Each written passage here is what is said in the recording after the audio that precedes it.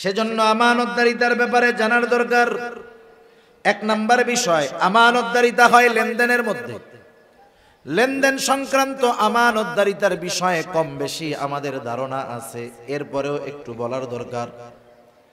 একটা হলো আমাদের কাছে সাধারণভাবে কারো কাছে কিছু জমা রাখা, আর একটা হলো আমানত রাখা।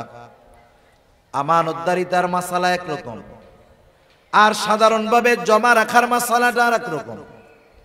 আমানতদারিতার ক্ষেত্রে কেউ যদি আমার আপনার কাছে আইসা 500 টাকার একটা ছেঁড়া নোট দিয়া বলে যে এই 500 টাকা আপনার কাছে আমানত, এখন যার কাছে আমানত রাখা হলো তিনি যদি চিন্তা করেন বাজারে আসলাম, পকেটের এই পুরান টাকাটা দিয়া 500 টাকার বাজার করে নিয়ে যাই, বাড়িতে গিয়া পরে যখন চাইবে তখন তারে 500 টাকা দিয়া দিব, যদি টাকাটা আমানত হয় এক্ষেত্রে সংখ্যাটা আমানত নয়, বরং তার কাছে বস্তুটাই আমানত। এখন তার দায়িত্ব হলো ওই ছেঁড়া টাকাটাকেই সংরক্ষণ করা, যখন সে চাইবে হুবহু ওই পুরন টাকাটাই তাকে ফেরত দিতে হবে। আর যদি জমা রাখে যে আপনি রাখেন আমারে বলে 500 টাকা দিলে হবে, এক্ষেত্রে সে ব্যবহার করতে পারে। সেজন্য আমানত যখন কেউ রাখবে, যেটা রাখবে ওইটারই সংরক্ষণ করতে হবে।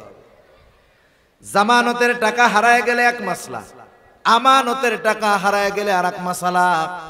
সেই মাসালা থাক, বলার দরকার নাই, এমনি আমরা সুযোগ খুঁজি, বুঝেন নাই? এমনি তো সুযোগ তালাশ করি। এরপরে দেখা যাবে একজন আমানত রাখছে, ইচ্ছা করে হারায় ফেললাম। মাসালা হলো আমানতের বস্তু যার কাছে আমানত রাখা হয়েছে অনিচ্ছাকৃতভাবে যদি হারায়া যায়, চুরি হয়ে যায়, যার কাছে আমানত রাখা হয়েছে তাকে ধরা যাবে না। এখন যদি এই মাসালার দিকে যান, অনেকে ব্যাংকে আমানত রাখে না, আরে রাখে না, অনেকে কত এনজিও গজায় উঠে আমানত রাখে। এখন ওই আমানত ওরা নিজেরা ভক্ষণ করে কয় আমানত তো সব শেষ। এই সুযোগ বাঙালি ভালো খুঁজতে পারবে। সেজন্য সব কথা বাঙালির কাছে ক্লিয়ার করা উচিত না, আমার যেটা মনে হয়। তা যাই হয়, এক নম্বরে আমানতদারিতা হলো লেনদেন আদান প্রদানের মধ্যে। সম্পদ আমার কাছে কেউ পায়, জমিন পায়, এটা আমানত। তার হকদারের কাছে ফিরাইয়া দেওয়া এটা আমার দায়িত্ব। আমার কাছে যদি কারো আমানত থাকে, কারো হক থাকে, সেটা আমানত হোক আর সাধারণ হক হোক, ফিরাইয়া দেওয়াটা আমার দায়িত্ব। আদেশ আল্লাহ তাআলা আমাকে দিয়েছেন। যে কোনো ক্ষেত্রে এটা হতে পারে। মনে করেন দোকানদারের কাছ থেকে দোকান থেকে বাকি আনা হয়, বাকি আনেন, দোকানদারকে 500 টাকার বাজার নিয়ে বললেন লেখা রাখো, পরে আইসা দিয়া দিব। দোকানে ভিড়, দোকানদারের লিখতে মনে নাই। 2 দিন পরে আপনি গেছেন, যাওয়ার পরে বলতেছেন বাকি খাতাটা খুলো তো দেখি, কিছু টাকা মনে হয় বাকি আছে। দোকানদার লিখতে ভুলে গেছে, বাকি খাতা খুলে দেখে আপনার নামে কিছু লেখা নাই, কিন্তু আপনি শিওর যে 500 টাকা পায়। আমাদের দেশের মানুষ তখন ফাঁক ফকর খুঁজবে, যেহেতু খাতায় কিছু লেখা নাই, আমার কাছেও কিছু পাওনা নাই। আরে মিয়া, হয়তো ভুল করেছে দোকানদার, কিন্তু আল্লাহ তাআলার নির্দেশ, সে ভুইলা গেছে, যাক, তার মনে না থাক, কোনো অসুবিধা নাই। তোমার দায়িত্ব হলো তোমার কাছে যে পাওনা আছে এই পাওনাটা তুমি নিজ দায়িত্বে ফিরাইয়া দিবা। সেটা আমানত হোক আর সাধারণ কোন লেনদেন হোক, এই বিষয়টার দায়িত্ব আমার আপনার উপর। ونشهد أن سيدنا وسندنا وحبيبنا وطبيبنا وأولانا ومولانا محمد صلى الله تعالى عليه وعلى آله وأصحابه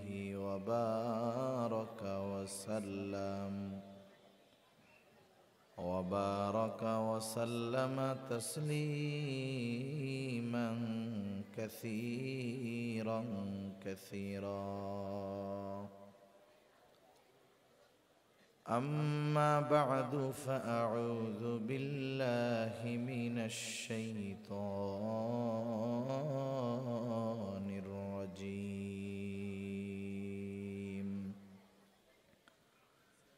بسم الله الرحمن الرحيم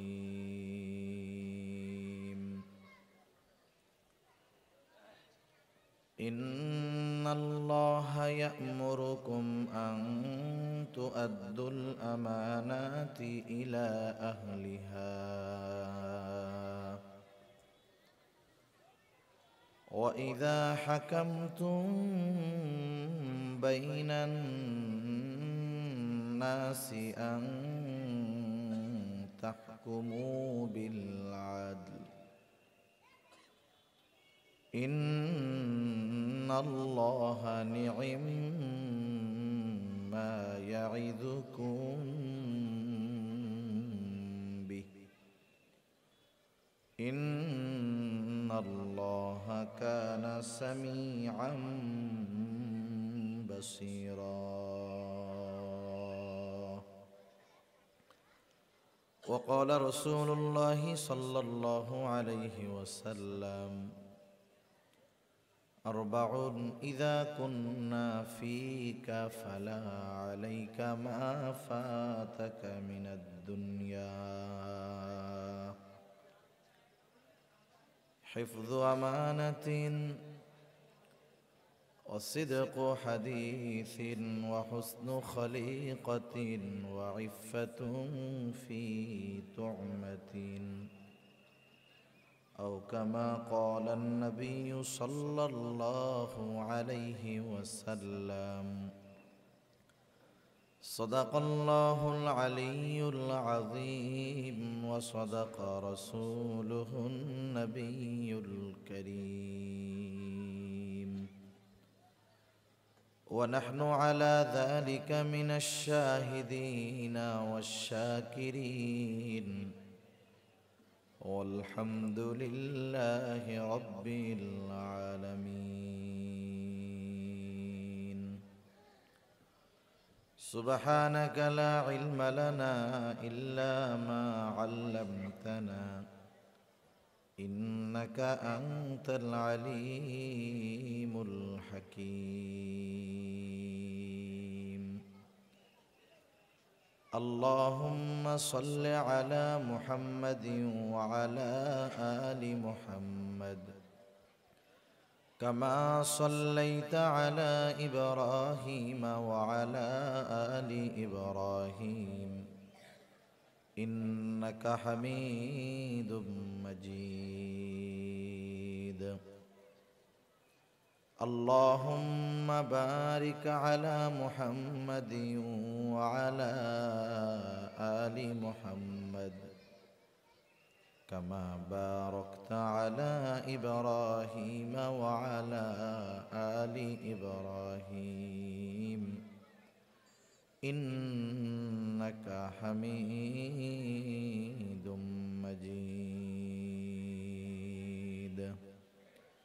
আল্লাহর মহব্বতে একটু জবান খুলে জিকির করি লা ইলাহা ইল্লাল্লাহ লা ইলাহা ইল্লাল্লাহ লা ইলাহা ইল্লাল্লাহ লা ইলাহা ইল্লাল্লাহ লা ইলাহা ইল্লাল্লাহ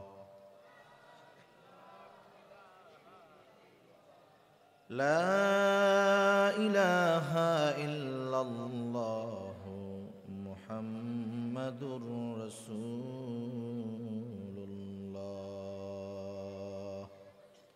সাল্লাল্লাহু আলাইহি ওয়াসাল্লাম আলহামদুলিল্লাহ ঐতিহ্যবাহী নোয়াখালী জেলার অন্তর্গত সোনাইমুড়ি থানাধীন জামিয়া ইসলামিয়া আজিজিয়া ওয়াসেকপুর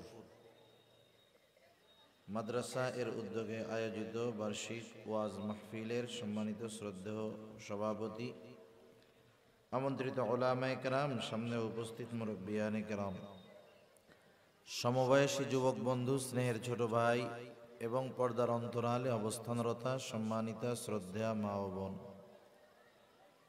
দয়াময় আল্লাহ রব্বুল আলামিনের দরবারে অগণিত শুকর যে মহান মালিক আমাদের হায়াতে বরকত দিয়ে সুস্থ রেখে তার মহান হুকুম মাগরিবের নামাজ আদায়ের পর হাদিসের ভাষায় জান্নাতের বাগানে আসার বসার কিছু দিনই আলোচনা শ্রবণ করবার এবং আমাকেও আপনাদের খেদমতে কিছু কথা বলবার সুযোগ যে মহান মালিক দান করেছেন, সে মহান মনিবকে খুশি করার জন্য মোহাব্বতের সাথে জবান খুলে অন্তর থেকে আমরা একবার কালিমাতুশ শুকর পাঠ করি, আলহামদুলিল্লাহ।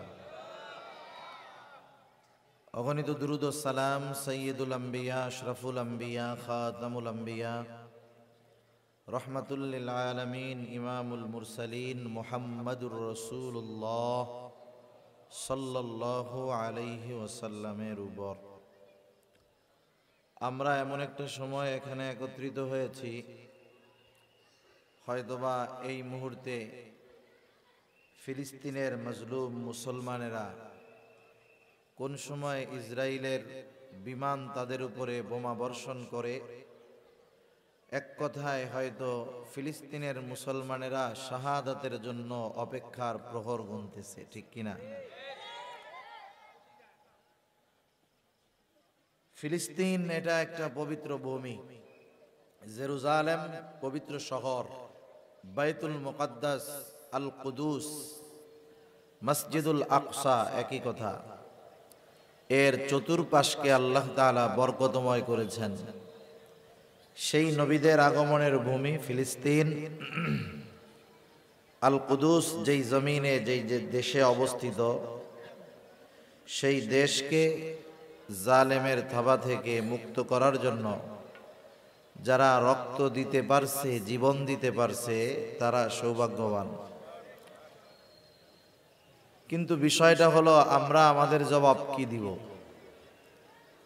গোটা দুনিয়াতে 200 কোটি মুসলমান, প্রায় 60টা দেশের কাছাকাছি ইসলামিক কান্ট্রি, মুসলিম দেশ, সব মুসলিম দেশকে নিয়ে গঠিত আছে সংগঠন ওআইসি। বিশেষ করে আরবদের সংগঠন আছে আরব লীগ। এত সংগঠন থাকার পরেও, এত সংখ্যক মুসলমান হওয়ার পরেও খনিজ সম্পদে ভরপুর আল্লাহ তাআলা দুনিয়াতে অর্থনৈতিকভাবে তাদেরকে স্বাবলম্বী করেছেন। যাদের দেশে খনি আছে, স্বর্ণ আছে, আর তরল স্বর্ণ আছে, মানে তেল আছে, এই দেশগুলো হলো দুনিয়ার চালিকা শক্তি তাদের হাতে। আরবদেরকে আল্লাহ তাআলা এগুলো দিয়েছে, কিন্তু আফসোসের বিষয় হলো দুনিয়া পরিচালনার জন্য যেই সম্পদ দরকার সেটা থাকার পরেও, সংখ্যাধিক্য থাকার পরেও শুধুমাত্র পশ্চিমাদের গেড়া কলে পড়ে ভোগ বিলাসিতাকে গ্রহণ করে আরব দেশের শাসকরাও মুখে কুলুপ এঁটে বসে আছে, ঠিক কিনা বলে? নামকাওয়াস্তে প্রতিবাদ করতেছে, যেই প্রতিবাদের কোনো ফলাফল আমরা দেখতে পারতেছি না, বরং দিন যাচ্ছে তাদের উপরে জুলুম অত্যাচারের মাত্রা আরো বাড়তেছে। নিরহ শিশুদেরকে একেবারে বিনা কারণে মারতেছে, অথচ যুদ্ধের, আন্তর্জাতিক যুদ্ধের কিছু নিয়ম আছে। কোরআন হাদিসের নিয়ম এক পাশে থাকলো, আন্তর্জাতিক যুদ্ধের নিয়ম হলো যুদ্ধ হবে এক দেশের বাহিনীর সাথে আর এক দেশের বাহিনী। বেসামরিক লোকদের উপরে অন্যায়ভাবে হামলা করা যাবে না। আন্তর্জাতিকভাবে যদিও এই আইন জাতীয় সংঘ 100 বছরও হয় নাই এগুলা চালু করছে, কিন্তু রাসূলুল্লাহ সাল্লাল্লাহু আলাইহি ওয়াসাল্লাম 1500 বছর আগে যুদ্ধের নীতিমালা ঘোষণা করে দিয়েছেন। নবীজি যখন কোথাও কোনো সেনাবাহিনী প্রেরণ করতেন, নবীজি বলে দিতেন, তোমরা কোনো গাছ কাটবা না, ফসল নষ্ট করবা না, নারী, শিশু, বৃদ্ধদের উপরে আক্রমণ করবা না। সেনাবাহিনীর সাথে, ওই বাহিনীতে যারা লড়াই করতে আসছে তাদের সাথে লড়াই করবা, সাথে সাথে প্রতিপক্ষের কেউ যদি নিহত হয় খবরদার তার লাশটাকে বিকৃত করবা না। এই ধরনের অনেক দিক নির্দেশনা দিয়ে রাসূলুল্লাহ সাল্লাল্লাহু আলাইহি ওয়াসাল্লাম জিহাদের জন্য সেনাবাহিনী প্রেরণ করতেন। তাহলে যুদ্ধের ময়দানের আইন নিয়ম কানুন নবীজি অনেক আগেই জানায় দিয়েছেন। ওই নিয়মের আলোকে এখনো নিয়ম আছে, কিন্তু নিয়মটা কেউ মানে না। দেখা যায় ইসরায়েলের উপরে যারা আক্রমণ করতেছে, গোটা দেশ না, একটা সংগঠন, স্বাধীনতাকামী সংগঠন তাদের উপরে আক্রমণ করতেছে হামাস। হামাসের মুজাহিদদের কিছু করতে না পেরে বেসামরিক নাবালক, বৃদ্ধ বৃদ্ধা, নারীদের উপরে বোমা ফালায়া নির্বিচারে অন্যায়ভাবে তাদের হত্যা করতেছে। ঠিক কিনা বলেন? এই যে গত সপ্তাহে হসপিটালের সামনে বাচ্চারা খেলাধুলা করতেছে, একটা মিশনারি হসপিটাল, ওই হসপিটালের তত্ত্বাবধানে আছে খ্রিস্টানেরা। সরল মনা মুসলমান ছোট ছোট বাচ্চারে নিয়ে মা বাবা হয়তো চিন্তা করছে আমাদের ঘরে তো আর নিরাপত্তা নাই, কোন সময় বোমা ফালায়া দেয় তার ঠিক নাই। যেহেতু এটা খ্রিস্টান মিশনারির পরিচালিত হসপিটাল, এখানে হয়তো তারা আঘাত হানবে না, বোমা মারবে না। কিন্তু মাজলুমগুলো, জুলুমের জালেমগুলো জুলুম করতে করতে তাদের স্পর্ধা এত পরিমাণ বেড়ে গেছে যে একটা হসপিটালে ছোট ছোট বাচ্চাদের মাঝে বোমা ফালায়া নৃশংসভাবে তাদেরকে হত্যা করতে তাদের বুকের মধ্যে একটুও কাঁপে নাই। ঠিক কিনা বলেন? আসল বিষয় হলো ফিলিস্তিনের মুসলমান যারা, এরা তো এটাতে অভ্যস্ত। আল্লাহ তাআলা তাদেরকে ওইভাবে তৈরি করছেন, কারণ ফিলিস্তিনে যত পরিমাণ নবী এসেছে এবং যত পরিমাণ নবী ফিলিস্তিন জেরুজালেমের আশেপাশে শায়িত আছে, দুনিয়ার আর কোথাও একত্রে এত নবী রাসূল শায়িত সেখানে নাই। শুধু তাই না, ফিলিস্তিনের ভূমি জেরুজালেম, মসজিদুল আকসা তো এমন এক ভূমি, আল্লাহ তাআলা একমাত্র ওই জায়গাতেই পৃথিবীর শুরু থেকে নিয়ে মুহাম্মাদুর রাসূলুল্লাহ সাল্লাল্লাহু আলাইহি ওয়াসাল্লাম পর্যন্ত যত নবী রাসূল এসেছেন, আল্লাহ তাআলা সব নবী রাসূলকে একত্রিত করেছেন যেই জমিনে, সেই জমিন হলো ফিলিস্তিনের জেরুজালেমের মসজিদুল আকসা। ঠিক কিনা বলেন? বাইতুল মুকাদ্দাস, যেখানে সব নবীর পদাচারণা আল্লাহ তাআলা ঘটিয়েছেন। এই আল কুদুস, এই ফিলিস্তিনের পবিত্রতা রক্ষার্থে গাজার ফিলিস্তিনের মুসলমানেরা নিজেদেরকে, নিজেদের জীবন উৎসর্গ করার জন্য আগের থেকেই প্রস্তুত তারা।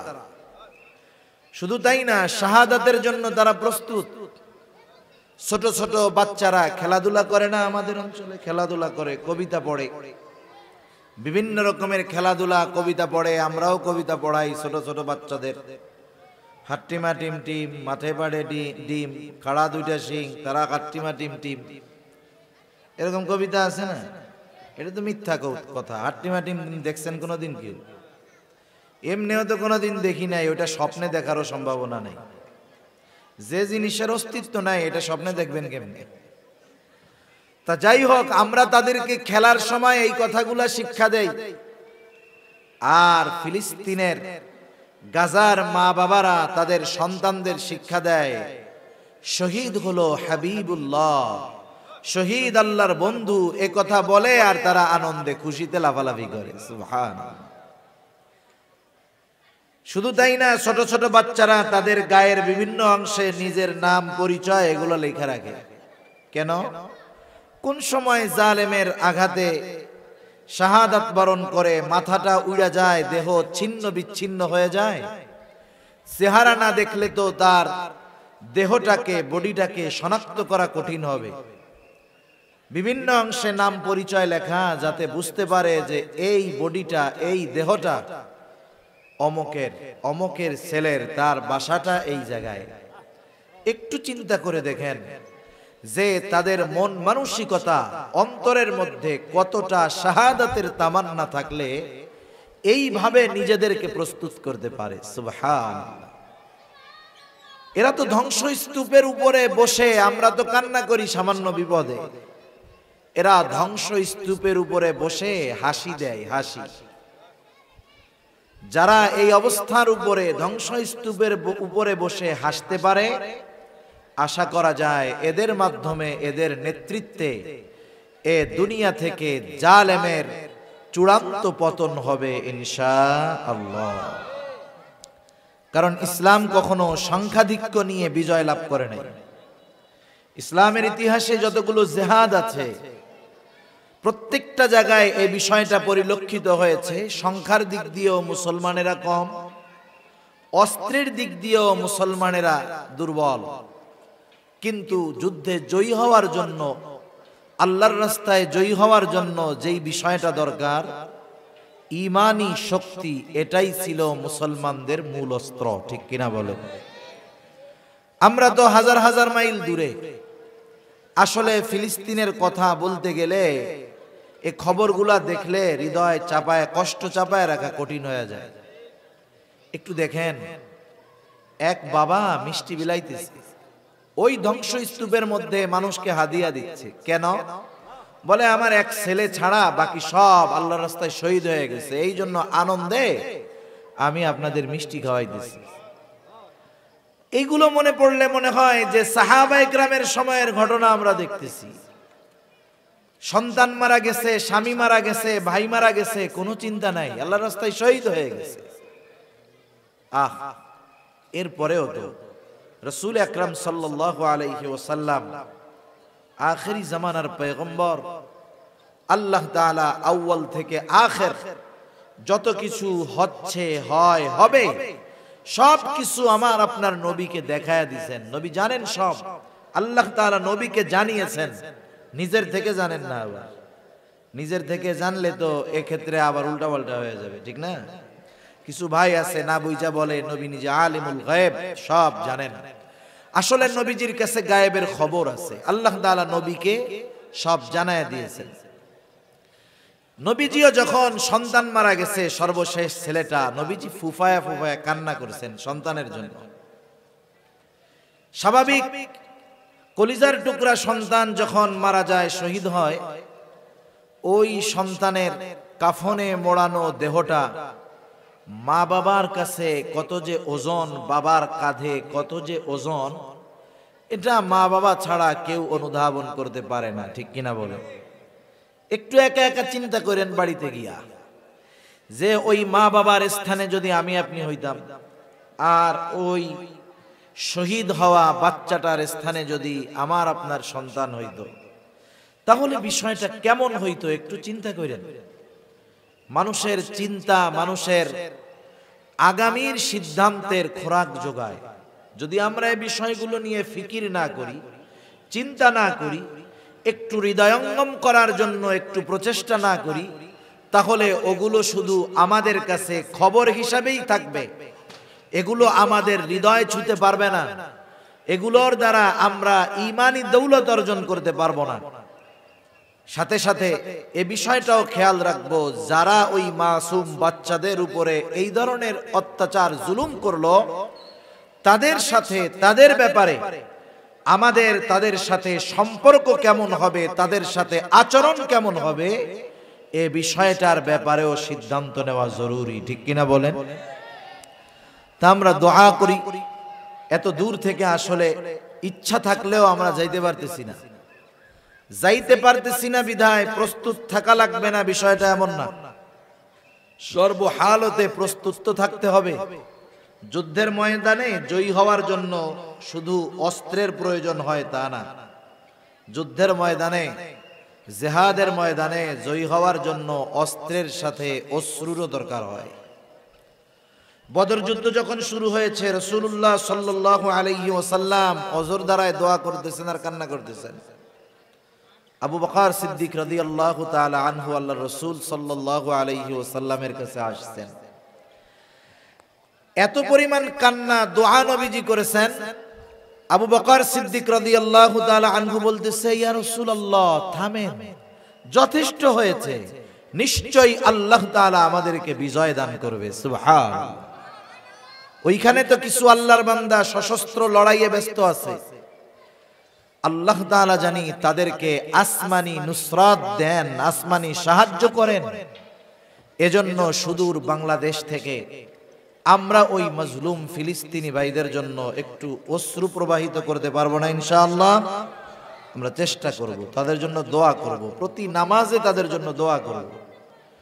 আমি এই নিয়ত করব যে প্রতিদিন 2 রাকাত নামাজ আমি তাদের জন্য আদায় করব, যে আল্লাহ, মুসলমানদের প্রথম কিবলা, দুনিয়ার দ্বিতীয় মসজিদ, রাসূল আকরাম সাল্লাল্লাহু আলাইহি ওয়াসাল্লামের মেরাজের সূচনা যেখান থেকে হয়েছে, মেরাজের সূচনা হয়েছে মসজিদুল আকসা থেকে, মসজিদুল হারাম থেকে মসজিদুল আকসা পর্যন্ত সফরটা হয়েছে ইসরা, জমিনে ভ্রমণ হয়েছে। ঊর্ধ্ব আকাশের ভ্রমণ শুরু হয়েছে মসজিদুল আকসা থেকে। এমন এক জমিন, যেই জমিনে সব নবীকে আল্লাহ তাআলা একত্রিত করেছেন, আল্লাহ সেই জেরুজালেম, মসজিদুল আকসা, সেই দেশ ফিলিস্তিনের সম্মান রক্ষার্থে যারা আল্লাহর রাস্তায় যুদ্ধ করতেছে, জিহাদ করতেছে, আল্লাহ আপনি তাদেরকে আসমানি সাহায্য দিয়ে বিজয় দান করেন। এ দোয়া করা যাবে না ইনশাআল্লাহ? আল্লাহ তাআলা তৌফিক দান করুন, সকলে বলি আমিন। আমি আপনাদের খেদমতে পবিত্র কোরআনুল কারীমের সূরাতুন নিসার 58 নম্বর আয়াত তিলাওয়াত করেছি। রাসূল আকরাম সাল্লাল্লাহু আলাইহি ওয়াসাল্লামের অগণিত হাদিস থেকে একটা হাদিস পাঠ করেছি।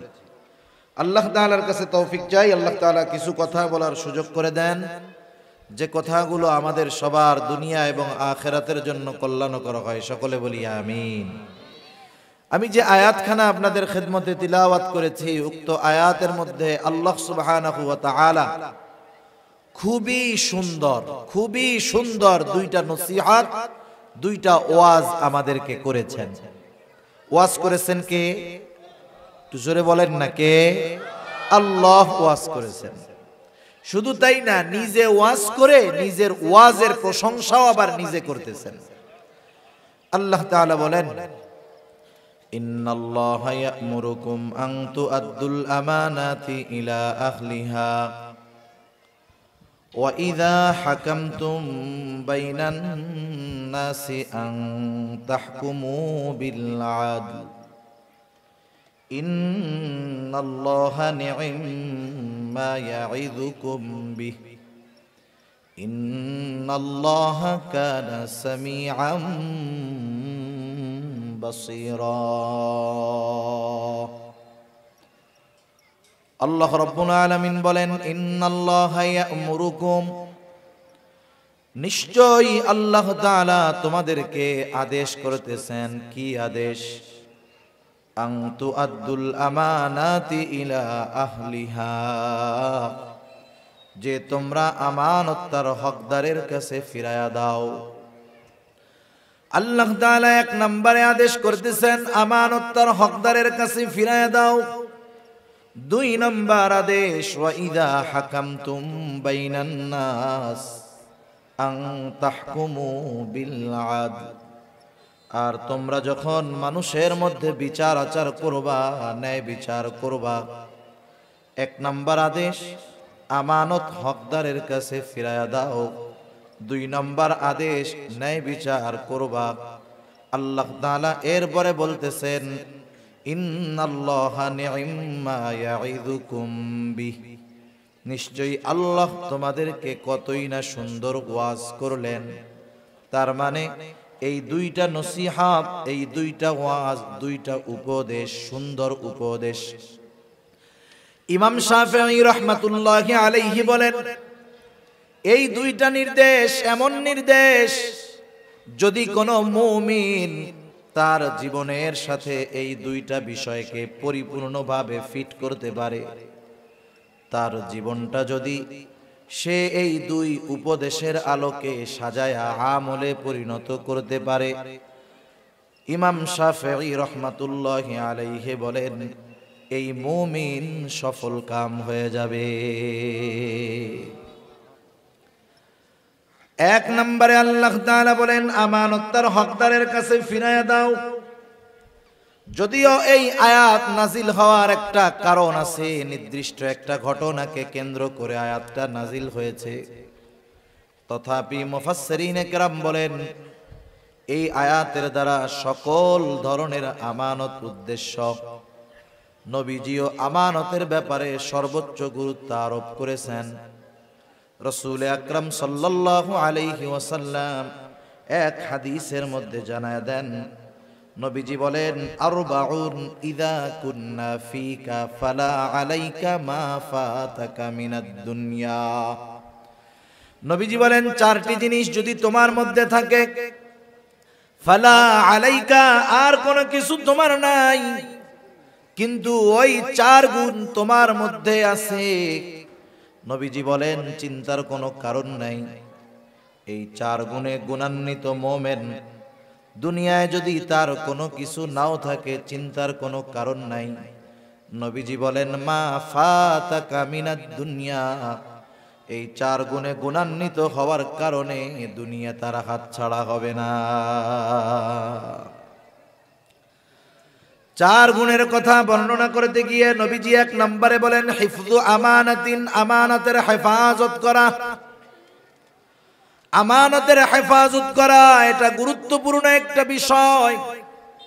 কিছু কর্ম আছে, কিছু আমল আছে যেটা শুধুই আমল, এটার সাথে ঈমান সম্পৃক্ত নয়। আমল করলে সওয়াব, না করলে অসুবিধা নেই।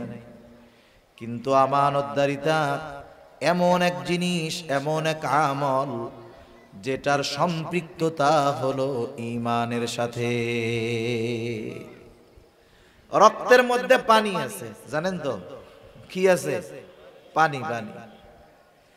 এখন বলেন তো, কেউ যদি চিন্তা করে আমি আমার দেহের মধ্যে থেকে রক্ত আর পানিরে আলাদা আলাদা করব, বলেন তো রক্তের থেকে পানি যদি আলাদা করা হয় তাহলে বেঁচে থাকা সম্ভব নাকি? সম্ভব নয়। এই বিষয়টা এরকম, আমানতের সাথে ঈমানের সম্পর্কটা এইরকম। এক কথায়, আমানত খেয়ানতকারী কখনো মুমিন হতে পারে না, মুমিন কখনো খেয়ানতকারী হতে পারে না। সেজন্য নবীজি বলেন, আমানতদারিতার সম্পর্ক ঈমানের সাথে। নবীজি বলেন, লা ঈমানা লিমান লা আমানাতা লাহ। নবী বলেন, যার মধ্যে আমানতদারিতা নাই তার ঈমান নাই। শুধু তাই না, নবীজি জানায় দিয়েছেন আমানতদারিতা হলো মুমিনের ভূষণ। মুমিনের আবশ্যকীয় একটা গুণ হলো আমানতদারিতা, যেটা তার মধ্যে থাকবেই থাকবে। আর আমানতের খেয়ানত করা এটা হলো মুনাফিকের আলামত। সেই জন্য মুমিন কখনো খেয়ানতকারী হতে পারে না, আর খেয়ানত যে করে সে কখনো মুমিন হতে পারে না। নবীজি সাল্লাল্লাহু আলাইহি ওয়াসাল্লাম হাদিসের মধ্যে জানায় দেন, এক হাদিসের মধ্যে আসছে মুনাফিকের আলামত হলো তিনটা। নবীজি বলেন, ইদা হাদ্দাসা কাযাবা। মুনাফিকের অন্যতম আলামত, মুনাফিক যখন কথা বলে মিথ্যা কথা বলে। ইদা ওয়াদা আখলাফা, যখন সে ওয়াদা করে ওয়াদা খেলাফ করে। ইদা তুমিনা খানা ওয়া ইদা তাখাসামা ফাজারা, যখন কারো সাথে একটু ঝগড়া হয় সে সীমা লঙ্ঘন করে অশ্লীল মন্দ কথাবার্তা বলে। এগুলো মুনাফিকের আলামত। আফসোসের বিষয় হলো আলামত মুনাফিকের, কিন্তু সমাজে অনেক মুমিনের মধ্যে এই চারটা মুনাফিকের আলামত একসাথেই পাওয়া যায়। ঠিক কিনা বলেন? দুই চারজন আপনার এলাকায় আসেনি এরকম? সব জায়গায় আছে। এমন না যে আপনাদের এইদিকে আছে আমাদের ওইদিকে নাই, বিষয়টা এমন না। এই মুনাফিকের চার আলামত এমন ব্যক্তির মাঝে আছে, দেখা যায় সে 5 ওয়াক্ত নামাজও পড়ে, হজও করছে, সব কিছু আছে ঠিক, কিন্তু মুনাফিকের আলামতের ডিব্বা নিয়ে ঘুরতেছে। আছে না নাই? নবীজি বলেন, চারটাই যদি থাকে ওইটা হলো খাঁটি মুনাফিক। আর যদি একটা থাকে তাহলে কমপক্ষে মুনাফিকের আলামত তার মধ্যে আছে। এই আলামতগুলা হলো ভাইরাস জীবাণু। করোনা ভাইরাস জীবাণু দেখা যায় না, কিছু কিছু জীবাণু কিছু কিছু ভাইরাস আছে এতটা মারাত্মক জীবনকে ধ্বংস করে দেয়। যেমন ক্যান্সার রোগী যারা, তারাও ভাইরাস জীবাণুর দ্বারা আক্রান্ত। দেখা যাবে যে কোনো ঘা থেকে বা যে কোনো কিছু থেকে ক্যান্সারের জীবাণু প্রকাশ পেয়েছে। ক্যান্সার হলো এমন এক রোগ যেটার আলামত সহজে প্রকাশ পায় না। যখন আলামত প্রকাশ পায় ওই সময় চিকিৎসা করে ফিরে আসা কঠিন হয়ে যায়। একজন ব্যক্তি যখন পরিপূর্ণভাবে ক্যান্সারের জীবাণু দ্বারা আক্রান্ত হয়ে যায়, টাকা পয়সা থাকলে বড় চিকিৎসা করে, বিদেশে যায়, কেমোথেরাপি দেয়, রেডিওথেরাপি দেয়। ক্যান্সারের রোগী যাদেরকে থেরাপি দেওয়া হয়, সুন্দর চেহারার মানুষটাও কালো কুসকুসে হয়ে যায়, স্বাস্থ্যবান মানুষটার স্বাস্থ্য ভেঙে যায়, সারা গায়ে পশম, মাথার চুল, মুখের দাড়ি সব কিছু ওই রেডিয়েশনের কারণে সব কিছু দেহ থেকে ঝরে যায়। দাড়ি ঝরে যায়, চুল ঝরে যায়, একেবারে চোখের উপরের ভুরুটা, চোখের পাপড়িটাও উঠা যায়। আমি যতজনরে দেখছি ক্যান্সারের পরে থেরাপি নিয়েছে, যুবক মানুষ, কিন্তু 10-15 বছর থেরাপি নেওয়ার পরে বেঁচে আছে এমনটা আমি দেখি নাই। 4-5-6 বছরের মধ্যে শেষ, দুনিয়া থেকে চলে যায়। তাহলে ক্যান্সার এমন এক ভাইরাস, এমন এক জীবাণু যেটা মানুষের জীবন ধ্বংস করে দেয়। কিন্তু মুনাফিকের আলামত গুলাও ভাইরাস, জীবাণু। এটা হয়তো মানুষের জীবন ধ্বংস করবে না, কিন্তু ওই মুনাফিকের আলামত গুলো মুমিনের মধ্যে যদি বিস্তার লাভ করে ফেলতে পারে, মুমিনের ঈমানকে ধ্বংস করে তাকে জাহান্নামী বানায়া দিবে। ক্যান্সারের কারণে মরে যাবে হয়তো, কিন্তু ঈমান ধ্বংস হবে না হয়তো। কিন্তু মুনাফিকের আলামত এগুলা যদি আমার আপনার মধ্যে থাকে, এগুলো আমার ঈমান নষ্ট করে দেওয়ার কারণ হয়ে যেতে পারে। এজন্য আল্লাহ তাআলা কোরআনুল কারীমে মুনাফিকের ব্যাপারে যা বলছেন, কাফেরের ব্যাপারেও বলেন নাই। আল্লাহ তাআলা বলেন, ইন্নাল মুনাফিকিনা ফিদ দারকিল আসফালি মিনান নার ওয়া লান তাজিদা লাহুম নাসীরা। মুনাফিকের স্থান হবে একেবারে জাহান্নামের তলদেশে। তাদের জন্য আপনি কোনো সাহায্যকারী পাবেন না, কোনো সাহায্যকারী তাদের নাই। সেজন্য নবী আমাদেরকে মুনাফিকের আলামতগুলো জানায় দিয়েছেন। নবীজি মুনাফিকের আলামতগুলোর মধ্যে অন্যতম একটা আলামত, ইযা তুমিনা খানা, আমানতের খেয়ানত করা। তাহলে বোঝা গেল আমানতের হেফাজত করা এটা মুমিনের ভূষণ, আর আমানতের খেয়ানত করা এটা হলো মুনাফিকের অন্যতম আলামত। সেজন্য নেফাকি থেকে আমাদেরকে, আমানতের খেয়ানতদারিতা থেকে আমাদের বাঁচতে হবে। আমার আপনার নবী আমানতদার নবী ছিলেন। নবীজির আমানতদারিতার গল্প যদি বলি অনেক সময় পার হয়ে যাবে। নবীজির আমানতদারিতার ঘোষণা নবুয়াতির পরে আল্লাহ তাআলা দিয়েছেন, বিষয়টা এমন নয়। বরং নবীজির আমানতদারিতার ঘোষণা নবুয়াতির বহু বহু বছর আগে কাফেররা আমার আপনার নবীকে আমানতদার বলে উপাধি দিয়েছে।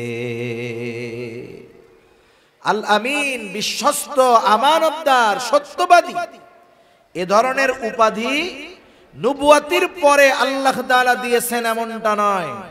বরং নবুয়াতির বহু আগে মক্কার কাফেররা আমার আপনার নবীকে এই সমস্ত উপাধিতে ভূষিত করেছে। সুবহানাল্লাহ। একজন ইংরেজ ঐতিহাসিক নবীজির জীবনী লিখছেন, ওনার নামটা আমার যেখানে আসতেছে না। উপমহাদেশ তিনি সফর করেছেন, দীর্ঘ সময় উপমহাদেশের মুসলমানদেরকে নিয়ে গবেষণা করেছেন। এই গবেষণার আলোকে মুসলমানেরা যার অনুসরণ করে তাকেও নিয়ে তিনি লেখাপড়া করেছেন, গবেষণা করেছেন। তিনি একটা নবীজির জীবনী নিয়ে লিখছেন। ওই জীবনীর মধ্যে তিনি আমার আপনার নবীজির আমানতদারিতার বিষয় উল্লেখ করতে গিয়া ওনার ভাষায় উনি লিখতেছেন, মুসলমানদের নবী মুহাম্মদ সাল্লাল্লাহু আলাইহি ওয়াসাল্লাম সে এমন একজন মহামানুষ ছিলেন, মহামানব ছিলেন, এতটা বিশ্বস্ত ছিলেন, এতটা আমানতদার ছিলেন, চরম আকারের সর্বোচ্চ পর্যায়ের সত্যবাদী ছিলেন। তার আমানতদারিতা এমন ছিল যে তার ঘোর দুশমন, তার শত্রু নির্বিঘ্নে নিশ্চিন্ত মনে তার সবচেয়ে দামি সম্পদটাও নিশ্চিন্ত মনে মুহাম্মাদের কাছে আমানত রাখত। দুশমন বন্ধু না, দুশমন। শুধু তাই না, আরেকজন ঐতিহাসিক লিখতেছেন যে মুহাম্মদ সাল্লাল্লাহু আলাইহি ওয়াসাল্লাম তার আমানতদারিতা এমন ছিল, একজন মানুষ তার সম্পদ নিজের কাছে যত নিরাপদ মনে করত, তার চাইতে বেশি নিরাপদ নবীজির কাছে রাখা মনে করত। এই জন্যই মক্কার মানুষেরা মুহাম্মাদের সাথে মতবিরোধ, শত্রুতা থাকার পরেও মক্কার মানুষেরা তাদের দামি দামি বস্তুগুলা মুহাম্মাদের কাছে তার হেফাজতে তথা তার কাছে আমানত রাখত। কেমন আমানতদার নবী ছিলেন! সেই আমানতদার নবীর উম্মত আমরা, আমাদের আমানতদারিতার অবস্থা যাচ্ছে তাই একেবারে। আমাদেরকেও আমানতদার হওয়ার দরকার। রাসূল আকরাম সাল্লাল্লাহু আলাইহি ওয়াসাল্লাম সেই জন্য আমানতদারিতার বিষয়গুলো আমাদেরকে সুস্পষ্ট করে দিয়ে গেছেন। সাধারণত আমরা মনে করি আমানত মনে হয় এটা লেনদেন সংক্রান্ত বিষয়ের সাথেই হয়, লেনদেনের মধ্যেই মনে হয় আমানতদারিতা হয়। কেউ আমার কাছে কোনো সম্পদ আমানত রাখলো, যথাসময়ে আমি তার সম্পদটাকে ফিরিয়ে দিলাম, আমি মনে করি আমি বড় আমানতদার। মানুষেরাও মনে করে হুজুর বড় আমানতদার। আমানতদারিতাকে নির্দিষ্ট একটা সীমার মধ্যে আমরা সীমাবদ্ধ করে ফেলছি, কিন্তু বাস্তবতা হলো আমানতদারিতা এটা ব্যাপক একটা জিনিস। এক কথায় একটা মানুষের জীবনের পদে পদে প্রতিটা কদমে কদমে আমানত রয়েছে, কিন্তু এইটারে আমরা শুধু লেনদেনের মধ্যে সীমাবদ্ধ করে ফেলছি। সেজন্য আমানতদারিতার ব্যাপারে জানার দরকার। এক নাম্বার বিষয়, আমানতদারিতা হয় লেনদেনের মধ্যে। লেনদেন সংক্রান্ত আমানতদারিতার বিষয়ে কম বেশি আমাদের ধারণা আছে, এরপরেও একটু বলার দরকার। একটা হলো আমাদের কাছে সাধারণভাবে কারো কাছে কিছু জমা রাখা, আর একটা হলো আমানত রাখা। আমানতদারিতার মাসালা একরকম, আর সাধারণভাবে জমা রাখার মাসালাটা আর একরকম। আমানতদারিতার ক্ষেত্রে কেউ যদি আমার আপনার কাছে আইসা 500 টাকার একটা ছেঁড়া নোট দিয়া বলে যে এই 500 টাকা আপনার কাছে আমানত, এখন যার কাছে আমানত রাখা হলো তিনি যদি চিন্তা করেন বাজারে আসলাম, পকেটের এই পুরান টাকাটা দিয়া 500 টাকার বাজার করে নিয়ে যাই, বাড়িতে গিয়া পরে যখন চাইবে তখন তারে 500 টাকা দিয়া দিব। যদি টাকাটা আমানত হয়, এক্ষেত্রে সংখ্যাটা আমানত নয়, বরং তার কাছে বস্তুটাই আমানত। এখন তার দায়িত্ব হলো ওই ছেঁড়া টাকাটাকেই সংরক্ষণ করা, যখন সে চাইবে হুবহু ওই পুরন টাকাটাই তাকে ফেরত দিতে হবে। আর যদি জমা রাখে যে আপনি রাখেন আমারে বলে 500 টাকা দিলে হবে, এক্ষেত্রে সে ব্যবহার করতে পারে। সেজন্য আমানত যখন কেউ রাখবে, যেটা রাখবে ওইটারই সংরক্ষণ করতে হবে। জামানতের টাকা হারায় গেলে এক মাসলা, আমানতের টাকা হারায় গেলে আর এক মাসালা। সেই মাসালা থাক, বলার দরকার নাই, এমনি আমরা সুযোগ খুঁজি, বুঝেন নাই? এমনি তো সুযোগ তালাশ করি। এরপরে দেখা যাবে একজন আমানত রাখছে, ইচ্ছা করে হারায় ফেললাম। মাসালা হলো আমানতের বস্তু যার কাছে আমানত রাখা হয়েছে অনিচ্ছাকৃতভাবে যদি হারায়া যায়, চুরি হয়ে যায়, যার কাছে আমানত রাখা হয়েছে তাকে ধরা যাবে না। এখন যদি এই মাসালার দিকে যান, অনেকে ব্যাংকে আমানত রাখে না, আরে রাখে না, অনেকে কত এনজিও গজায় উঠে আমানত রাখে। এখন ওই আমানত ওরা নিজেরা ভক্ষণ করে কয় আমানত তো সব শেষ। এই সুযোগ বাঙালি ভালো খুঁজতে পারবে। সেজন্য সব কথা বাঙালির কাছে ক্লিয়ার করা উচিত না, আমার যেটা মনে হয়। তা যাই হয়, এক নম্বরে আমানতদারিতা হলো লেনদেন আদান প্রদানের মধ্যে। সম্পদ আমার কাছে কেউ পায়, জমিন পায়, এটা আমানত। তার হকদারের কাছে ফিরাইয়া দেওয়া এটা আমার দায়িত্ব। আমার কাছে যদি কারো আমানত থাকে, কারো হক থাকে, সেটা আমানত হোক আর সাধারণ হক হোক, ফিরাইয়া দেওয়াটা আমার দায়িত্ব। আদেশ আল্লাহ তাআলা আমাকে দিয়েছেন। যে কোনো ক্ষেত্রে এটা হতে পারে। মনে করেন দোকানদারের কাছ থেকে দোকান থেকে বাকি আনা হয়, বাকি আনেন, দোকানদারকে 500 টাকার বাজার নিয়ে বললেন লেখা রাখো, পরে আইসা দিয়া দিব। দোকানে ভিড়, দোকানদারের লিখতে মনে নাই। 2 দিন পরে আপনি গেছেন, যাওয়ার পরে বলতেছেন বাকি খাতাটা খুলো তো দেখি, কিছু টাকা মনে হয় বাকি আছে। দোকানদার লিখতে ভুলে গেছে, বাকি খাতা খুলে দেখে আপনার নামে কিছু লেখা নাই, কিন্তু আপনি শিওর যে 500 টাকা পায়। আমাদের দেশের মানুষ তখন ফাঁক ফকর খুঁজবে, যেহেতু খাতায় কিছু লেখা নাই, আমার কাছেও কিছু পাওনা নাই। আরে মিয়া, হয়তো ভুল করেছে দোকানদার, কিন্তু আল্লাহ তাআলার নির্দেশ, সে ভুইলা গেছে, যাক, তার মনে না থাক, কোনো অসুবিধা নাই। তোমার দায়িত্ব হলো তোমার কাছে যে পাওনা আছে, এই পাওনাটা তুমি নিজ দায়িত্বে ফিরাইয়া দিবা। সেটা আমানত হোক আর সাধারণ কোন লেনদেন হোক, এই বিষয়টার দায়িত্ব আমার আপনার উপর। আল্লাহ তাআলা আমাকে আপনাকে লেনদেনের ক্ষেত্রে স্বচ্ছ হওয়ার তৌফিক দান করুন। বুজুর্গ আল্লাহর ওলির গোমর ফাঁস হয়ে যায় এই লেনদেনের ক্ষেত্রে। কঠিন এক জিনিস এই মুআমালাত, যে কি জিনিস, বহুত আল্লাহওয়ালার ঘোমটা খুলে যাবে এই লেনদেনের ক্ষেত্রে গিয়া। তাহলে 1 নম্বরে আমানতদারিতা হয় লেনদেনের মধ্যে। 2 নম্বর, এই জবানের কথাটাও হয় আমানত।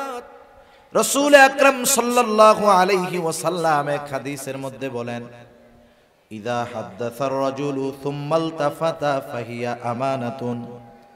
নবীজি বলেন, যখন কেউ কথা বলে আর এদিকে সেদিকে তাকায়, ফাহিয়া আমানাতুন, যেই কথাটা আমার আপনার কাছে ডানে বামে তাকায়া কেউ বলল, নবীজি বলেন কথাটা আমানত। এই কথাটা আমি ছাড়া অন্য কারো কাছে যদি পৌঁছাই, কারো কাছে বলি, খেয়ানত হয়ে যাবে। কিন্তু আমাদের খাসলাত, আমাদের অভ্যাসটা হইল ঠিক এর বিপরীত। কেউ যদি আমার কাছে আইসা বলে, হুজুর আপনার কাছে আমি এই কথাটা বললাম, আপনি কিন্তু হুজুর আর কারো কাছে বইলেন না। এই যে আমাকে যখন বলে আর কারো কাছে বইলেন না, তখন ওই ব্যক্তির কথাটা হজম করা আমার জন্য কষ্টের হয়ে যায়। এমন অবস্থা হয় আরেকজনের কাছে না বলা পর্যন্ত আমার আর ভালো লাগে না, মনে হয় যে পেটের মধ্যে খালি কথাটা কামড়াইতেছে আর ডিসুম ডিসুম করতেছে। সেই লোক দেখা যাবে আমার আপনার চোখের আড়াল হওয়ার আগে কাছের জন্য ডাইকা কই, এই কি কইছে জানো? বলে না, বলে আমারে খুব বিশ্বাস করে, খুব গোপন একটা কথা আমার কাছে বলছে, কাউরে বলতে মানা করছে। আমি তোরে বললাম, তুই কিন্তু কাউরে কইস না। আমি যারে বললাম যে আমি শুধু তোকে বললাম, তুমি কাউকে বইলো না, ও তো এই আমলটুক তো কমপক্ষে করবে নাকি? ও এবার আরেকজনকে বলবে, দেখ হুজুরি কি মিথ্যা কথা বলে? না না, হুজুরকে আমাকে খুব বিশ্বাস করে, আমার কাছে এই কথাটা বলছে অমুকের ব্যাপারে, আমি তোমাকে বললাম, তুমি কাউরে কইও না। দেখা যাবে এরপরে সকাল বেলার কথা দুপুর হওয়ার আগে আগে 100 জনের কাছে পৌঁছায়া গেছে। যে যাকে কথাটা বলে, বলার বলে বলে, আমি তোমারে কইলাম, তুমি কাউরে কইও না, কিন্তু কথা পৌঁছায়া গেছে 100 জনের কাছে। আমি বলছিলাম 1 জনের কাছে, পৌঁছায়া গেছে 100 জনের কাছে। বলেন তো 100 জনের কাছে কথাটা পৌঁছানোর জন্য দায় আমার, ঠিক কিনা বলেন?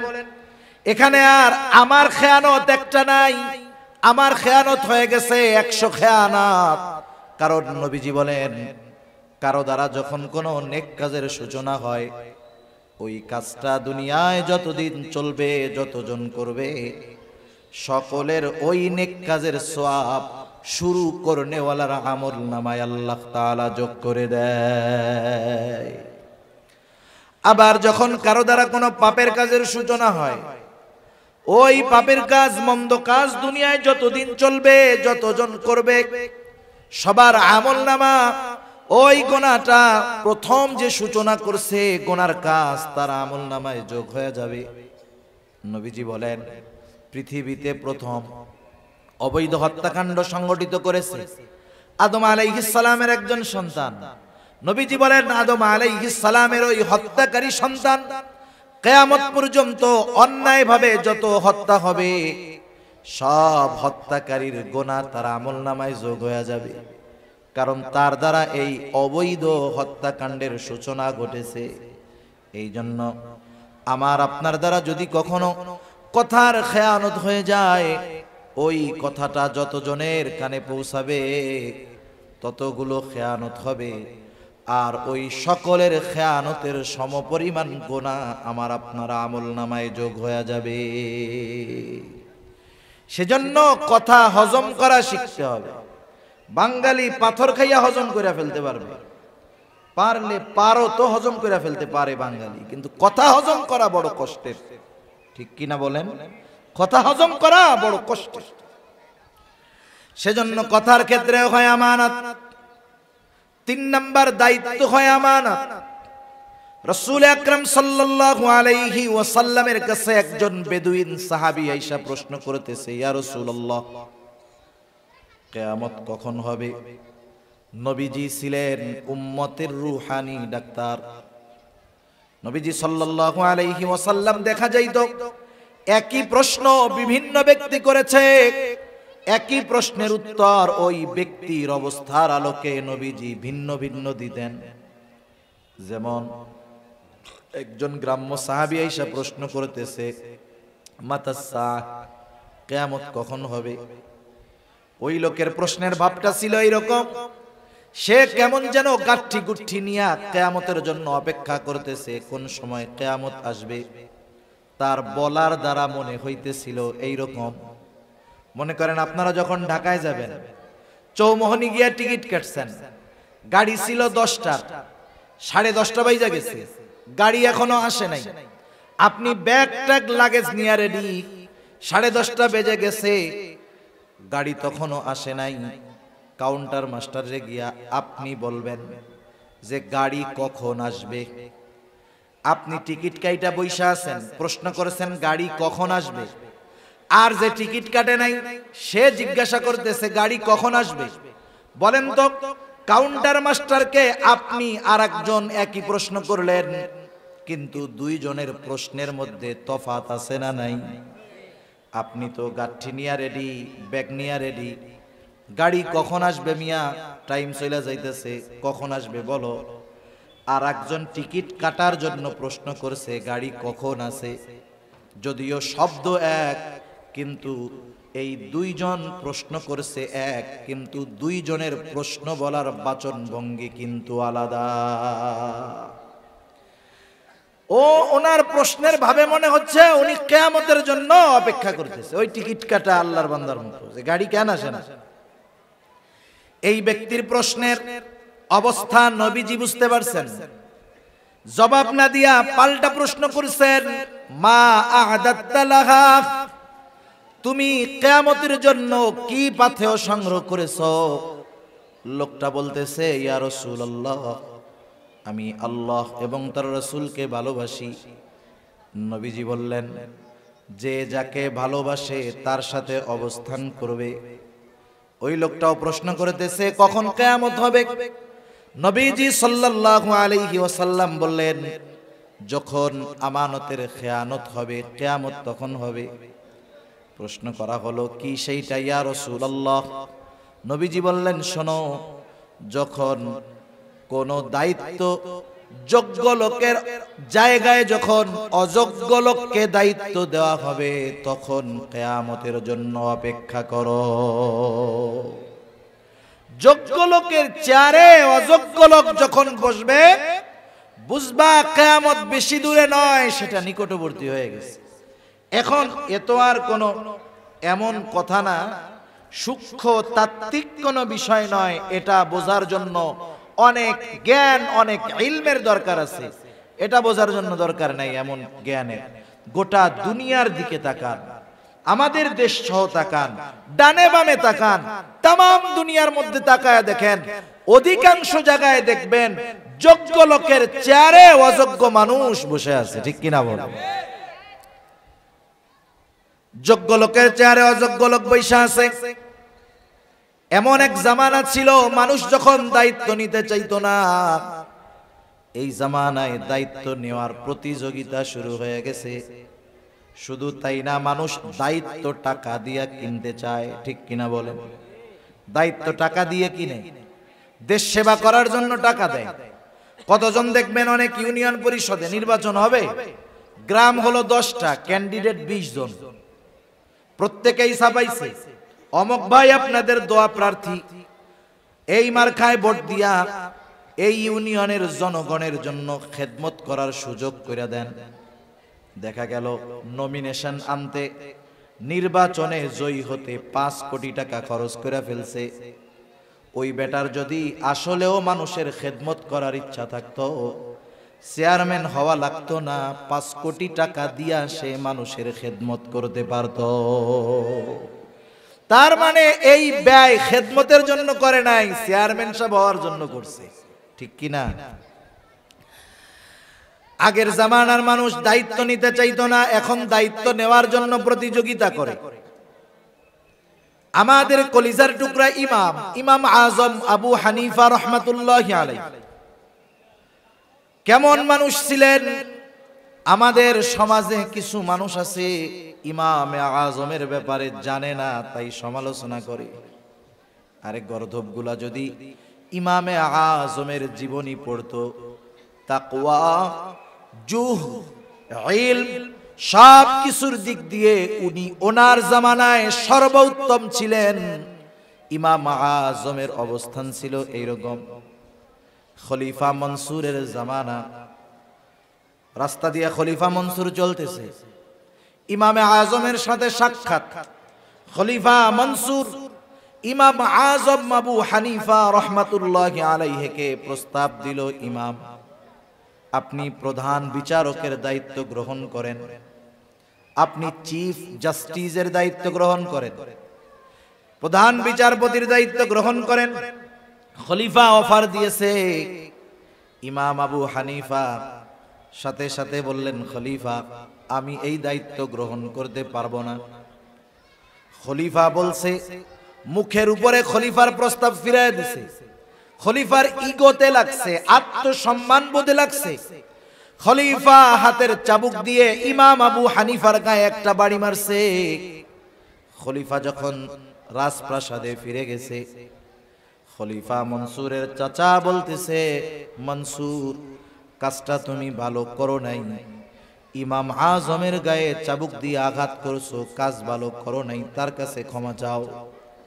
কারণ মানুষ যখন রাগে থাকে, মানুষ যখন রাগান্বিত হয়, এমন কিছু কাজ সে করে ফেলে সুস্থ অবস্থায় বা রাগহীন অবস্থায় ওই কাজটা সে কল্পনাও করে না। ঠিক কিনা বলে? এই যে বড় মাদ্রাসা দাওরায়ে হাদিস পর্যন্ত প্রবীণ মাদ্রাসা, দাওরায়ে হাদিস পর্যন্ত প্রবীণ মাদ্রাসা, ওনাদের কাছে হয়তোবা মাঝে মধ্যে এরকম লোক আসে, একেবারে লুঙ্গি গেঞ্জি পইরা দৌড় দিয়ে আইসা হাইসা হাজির, মুহতামিম সাহেবকে খুঁজে, মুফতি সাহেবকে খুঁজে। কি হইছে? বলে হুজুর বউয়ের সাথে রাগারাগি কইরা একসাথে 14 তালাক দিয়ে দিছি। আছে না নাই? বলেন তো দুনিয়ায় কেউ খুশি হইয়া তালাক দেয় নাকি? আরে রাগের মাথায় তো দেয়। এই লোকটা সুস্থ অবস্থায় স্ত্রীকে তালাক দেওয়ার কথা চিন্তাও করতো না।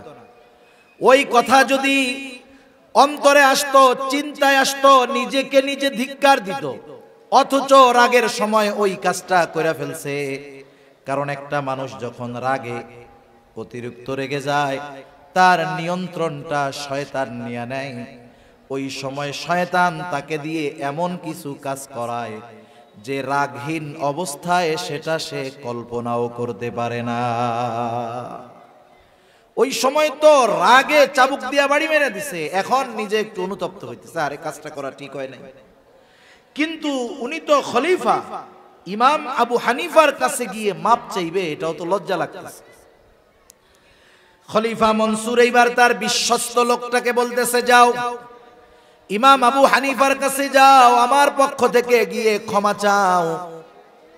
যাওয়ার সময় এক থলে স্বর্ণ মুদ্রা দিয়ে দিল, বলবা ইমাম খলিফা তার কর্মের জন্য অনুতপ্ত লজ্জিত, আপনার কাছে ক্ষমা চেয়েছেন, আপনি ক্ষমা করে দিয়েন। আর এই এক থলে স্বর্ণ মুদ্রা আপনার জন্য হাদিয়া দিয়েছে, আপনি যদি খলিফার হাদিয়াটা গ্রহণ করেন, খলিফা নিশ্চিত হবে যে আপনি তাকে ক্ষমা করে দিয়েছেন। এইবার ওই লোকটা ইমাম আবু হানিফার কাছে গেল, গিয়ে বলতেছে, ইমাম খলিফা আপনার সাথে যেই আচরণ করেছে এর জন্য তিনি লজ্জিত, ক্ষমা প্রার্থী। ইমাম আবু হানিফা বললেন, হ্যাঁ ক্ষমা করে দিলাম। এই জন্য দেখেন না, হায়রে মিয়া, উলামায়ে কেরামের দিলটাও কিন্তু নরম। এই জন্য কেউ যদি আলেমদেরকে কষ্ট দেয়, এরপরেও কেউ যদি আইসা ক্ষমা চায়, উলামায়ে কেরাম ক্ষমা করে দেয়।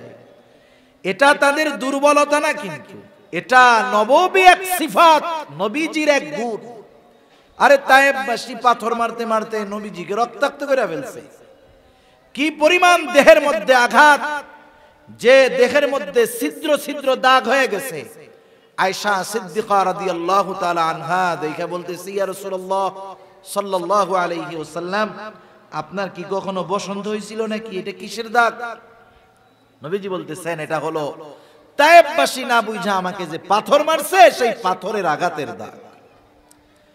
নবীজিকে যখন রক্তাক্ত করে ফেলছে তায়েববাসী, রক্ত জামা ভিজে গেছে, রক্ত বেবে জুতার মধ্যে ঢুকে গেছে, এত পরিমাণ রক্ত দেহ থেকে বাহির হয়েছে। রক্ত শুকায়া পায়ের সাথে নবীজির জুতা আটকে গেছে। নবীজি যখন ক্লান্ত দেহ নিয়ে তায়েফের এক আঙ্গুর বাগানের পাশে বিশ্রাম নিচ্ছেন, আল্লাহ তাআলা জিবরাইল আমিনকে পাঠায়া দিয়েছেন, সাথে আরেকজন ফেরেশতা পাহাড়ের দায়িত্বে নিয়োজিত। ওই ফেরেশতা আয়েশা বলতেছে, ইয়া রাসূলুল্লাহ, আল্লাহ তাআলা আমাকে আপনার আদেশ পালনের জন্য পাঠিয়েছেন। এই কওম আপনার সাথে কেমন আচরণ করেছে আল্লাহ তাআলা দেখেছেন। আপনি যদি আদেশ করেন, দুই পাহাড় মিশিয়ে তায়েববাসীকে পিষিয়ে দেওয়া হবে, নিশ্চিহ্ন করে দেওয়া হবে। এখানে যে একটা জনবসতি ছিল, জনপদ ছিল, একেবারে নিশ্চিহ্ন করে দেওয়া হবে। হায় রে, নবীজি কি বললেন? নবীজি তাদের উপরে সামান্য গুসা হন নাই, এমনটাও বলেন নাই হালকা একটু দিয়া সতর্ক করে দাও, এমনটা বলেন নাই। বরং নবীজি আরাম করতেছিলেন, উঠা বৈশা গেলেন। ওই ফেরেশতার কথার জবাবে নবীজি বলতেছেন, বাল আরজু আন ইয়াখরুজাল্লাহু মিন আসলাবিহিম মান ইয়াবুদুল্লাহা ওয়াহদাহু ওয়ালা ইউশরিকু বিহি শাইআ। তুমি তো বলতেছো দুই পাহাড় মিশাইয়া নিশ্চিহ্ন করে দিবা, আর আমি তো এদের ব্যাপারে আল্লাহ তাআলার কাছে আশা পোষণ করি যে আল্লাহ তাআলা এদের মধ্য থেকে এমন এক প্রজন্ম বের করবে। এটা উলামায়ে কেরামের এক নববী সিফাত।